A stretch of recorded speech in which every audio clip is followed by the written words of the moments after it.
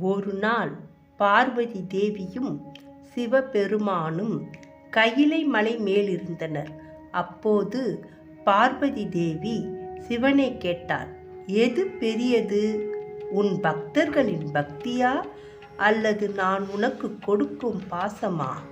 சிவபெருமான் சிறிது சிரித்து, இதற்கு நான் ஒரு விளக்கம் தருகிறேன் என்றார். அவர் ஒரு கோயிலில் வந்த பக்தர்களை சோதிக்க தீர்மானித்தார். சிவன் ஒரு கோயிலில் செல்லும்போது ஒரு பக்தன் அர்ச்சனை செய்து கொண்டிருந்தான். பாம்பாக மாறி சிவன் அந்த பக்தனிடம் சென்றார். பக்தன் பாம்பை பார்த்து பயந்து போனான். சில நொடிகளில் சிவபெருமான் என்னை காப்பாற்றுவார் என்று நம்பிக்கையும் ஜபமும் செய்யத் தொடங்கினான். சிவனின் மனம் மகிழ்ந்தது. தனது உண்மையான வடிவத்தை காட்டி பக்தனுக்கு வரம் கொடுத்தார்.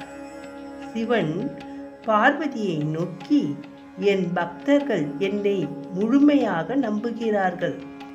அவர்களின் அன்பும் பக்தியும் என்னை முழுமையாக போர்த்தி காக்கும் என்று கூறினார்.